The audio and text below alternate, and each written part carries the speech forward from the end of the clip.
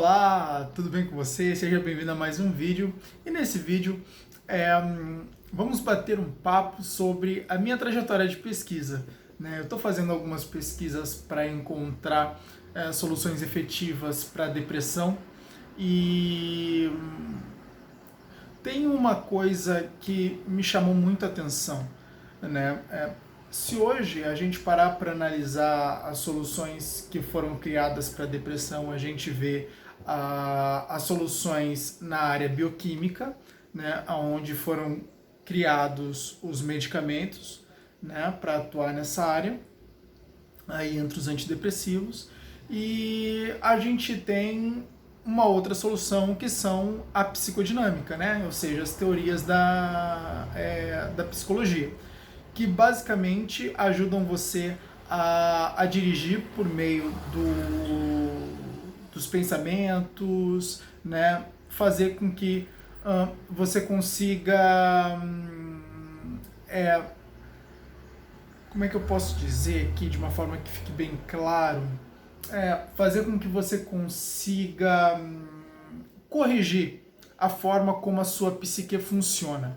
Né? Então, você gerencia os pensamentos, que basicamente vai gerar um gerenciamento emocional, e de uma certa forma você consegue, por meio de todo esse aparato, fazer com que você produza saúde mental. E isso coopera, né, na solução, né, da depressão. Só que qual é o grande problema disso? Né? Quando a gente está buscando uma solução para um problema tão complexo e um pouco limitado em determinadas áreas, a gente acaba deixando de lado outras áreas que têm impacto direto nisso que está ocorrendo. Vou explicar para você entender. O que acontece? Vamos supor que eu pegue uma teoria da psicologia. Né? Eu pego uma teoria da psicologia para tratar a depressão. Então, basicamente, eu utilizo a TCC, Teoria Cognitiva Comportamental. E essa teoria, ela vai me ensinar que os pensamentos influenciam as emoções, que influenciam o comportamento. Então, basicamente, eu começo a mexer na raiz dessa matriz cognitiva, que são os pensamentos. E por meio dos pensamentos eu vou gerenciando a psicodinâmica, né? Ou seja, então eu vou basicamente atuando nesse modelo cognitivo para resolver o problema da depressão. Obtenho bons resultados? É claro que sim, você obtém bons resultados. Só que o que acontece? Tem outros processos acontecendo.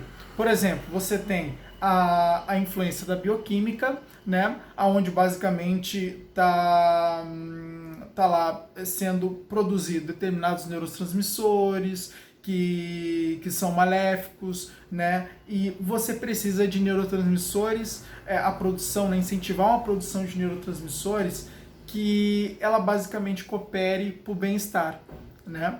Então, muitas vezes o depressivo ele não tem essa produção, né? É uma coisa bem complicada para o depressivo produzir, por exemplo, a serotonina, que é um neurotransmissor que influencia no bem-estar. Então, o que acontece? Aqui a gente tem o uso desse lado cognitivo, né, desse lado bem psicológico, e a gente tem o uso do outro lado que é bioquímico. Né? Então a gente tem duas armas poderosas aí, só que o que está acontecendo? Está acontecendo que tem outros campos, outros sistemas do teu corpo que ele influencia na produção da depressão. E eu descobri um que me chamou bastante atenção, que é o próprio intestino. Olha só, o próprio intestino, ele, de uma certa forma, tem impacto na criação da depressão nas pessoas. E eu duvido que as pessoas elas saibam disso. Né? Então, o próprio intestino tem esse impacto. Por quê? Porque ele tem impacto, o intestino tem uma comunicação com o sistema nervoso, né? Inclusive por meio do nervo vago. Então,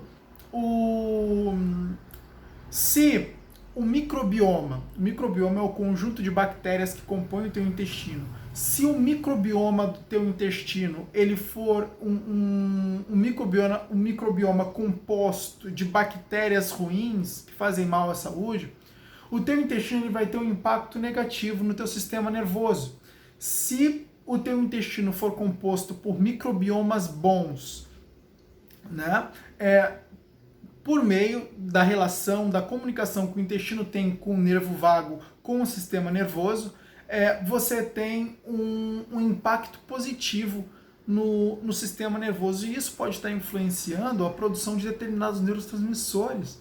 Então, se nós atuarmos no microbioma do intestino de forma com que crie um sistema, né, crie um ambiente, um microbioma bom no intestino, vamos ter eu acredito, tá? Eu confesso que as pesquisas estão evoluindo ainda nisso, né? As minhas, no caso, as minhas pesquisas estão evoluindo ainda nisso, né? Eu quero saber a relação direta que tem do microbioma com a própria serotonina, e talvez, eu acredito que talvez não, você tem um antidepressivo interno já dentro de você, que é o seu intestino.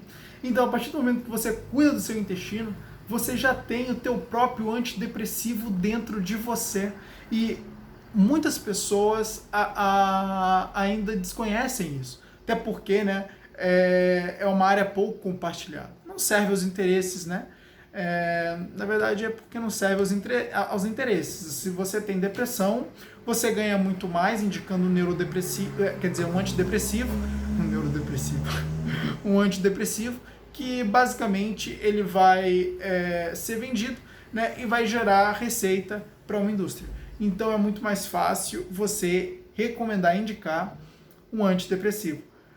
Então, métodos naturais geralmente não vão ser utilizados, né, pela comunidade médica hoje, porque a não ser que nós tenhamos um segmento novo de médicos, mas com segmento convencional de médicos, não vamos ter aí indicação de métodos naturais. E o objetivo, né, o meu objetivo é criar um método natural para lidar com isso. E um deles é exatamente